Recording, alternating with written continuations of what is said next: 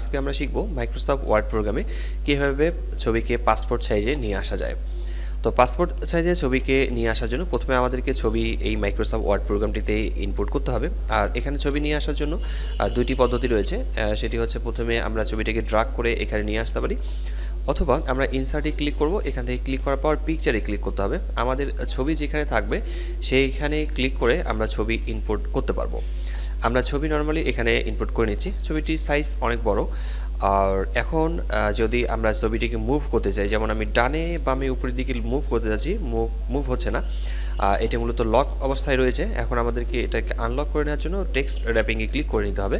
এরপর এখান থেকে আমরা ইন ফ্রন্ট অফ টেক্সট লেখাতে ক্লিক করব।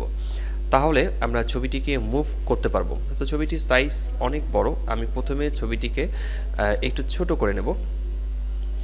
এখান থেকে ছবিটিকে সবার শেষের দিকে আমি ছবিটিকে ছোট করে নিচ্ছি। ছবিটি ছোট হয়ে গেলে আমরা এই ছবিটিকে কেটে নেব। কেটে নেওয়ার জন্য আমাদেরকে উপরের দিকে আমরা ডান দিকে দেখতে পাচ্ছি এখানে লেখা রয়েছে ক্রপ। এই ক্রপে ক্লিক করতে হবে। আবার আরেকটি বিষয় মনে রাখতে হবে, সেটি হচ্ছে ছবিতে ক্লিক করা অবস্থাতে উপরের দিকে ফরম্যাট কথাটা আসবে এবং ক্রপ কথাটা থাকবে।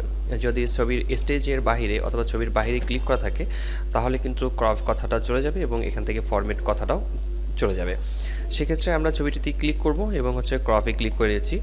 আমাদের যতটুকু জায়গা রাখা দরকার আমরা ততটুকু জায়গা পর্যন্ত আমরা এখানে কেটে নেব। যতটুকু পর্যন্ত আমাদের কাটা দরকার ততটুকু জায়গা পর্যন্ত কেটে নেব। পাসপোর্ট সাইজ ছবি তৈরি করার জন্য যতটুকু এরিয়া পর্যন্ত কাটতে হয় ততটুকু আমরা এই ক্রপ অপশন থেকে কেটে নেব। আমি এতটুকু জায়গায় কেটেছি। কেটে নেওয়ার পর ক্রপে আবার ক্লিক করব। আমার এখানে ছবিটি ক্রপ হয়ে গেছে। এরপরের যে কাজটি রয়েছে সেটি হচ্ছে আমরা এটার স্ট্রোক দিয়ে দেবো। স্ট্রোক দেওয়ার জন্য আমাদেরকে যে কাজটি করতে হবে সেটি হচ্ছে লাইন দিতে হবে। লাইন দেওয়ার জন্য আমরা এখানে ক্লিক করে আমরা এখান থেকে লাইন দিতে পারি। এখানকার অনেকগুলো লাইন রয়েছে, আমরা এখান থেকে যে কোনো লাইন ব্যবহার করতে পারি। যেমন আমি এখানে ক্লিক করছি, এটার লাইন চলে এসেছে। তো যে কোনো জায়গায় ক্লিক করে আপনারা লাইন সিলেক্ট করতে পারবেন। তো এখানে লাইন সিলেক্ট করে নেওয়ার পর আমরা এখান থেকে বর্ডারে ক্লিক করব। পিকচার বর্ডারে ক্লিক করে হোয়াইট থেকে এটার হাইট এটাকে কমায় দেওয়া যায়, বাড়ানো যাবে।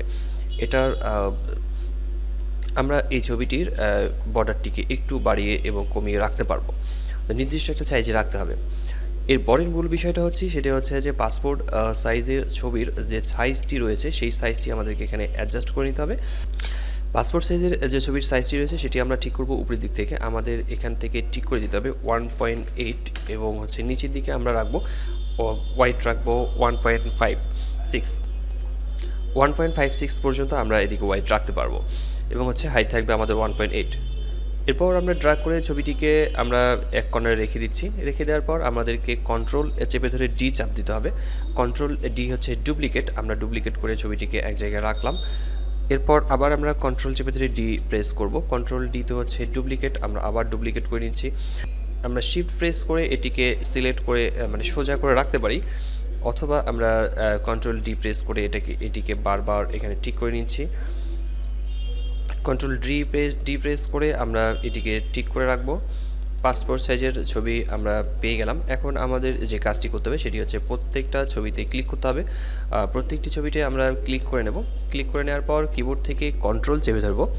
কিবোর্ড থেকে কন্ট্রোল চেপে ধরে যে কোনো একটি ছবিতে বাম বাটন চেপে ধরে আমরা ড্র্যাগ করে নিচের দিকে নামিয়ে নেব। তাহলে নিচের দিকে আরও ছবিগুলো কপি হয়ে আসবে।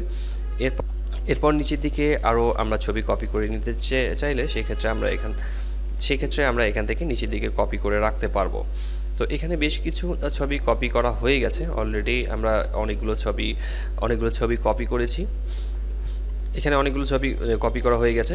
এরপর আমরা যদি এই পেজটিকে প্রিন্ট করতে চাই, আমরা প্রিন্ট করার জন্য নরমালি অফিস বাটনে ক্লিক করব। এরপর এখান থেকে প্রিন্ট করে নিতে পারবো। তো আমি একটু প্রিন্ট প্রিভিউ দেখিয়ে দিচ্ছি। এখানে প্রিন্ট প্রিভিউ থাকবে এরকম, যে প্রিন্ট প্রিভিউ দেখাচ্ছে এরকম। প্রিন্ট প্রিভিউ আমরা দেখতে পাচ্ছি যে প্রিন্ট প্রিভিউ এরকম আসবে, অর্থাৎ প্রিন্ট করলে ছবিটি এরকম দেখাবে। তো আজকের এই টিউটোরিয়ালটি এই পর্যন্তই ছিল। তো দেখা হচ্ছে পরবর্তীতে নতুন কোনো টিউটোরিয়ালে। ততক্ষণ পর্যন্ত সবাই ভালো থাকবেন।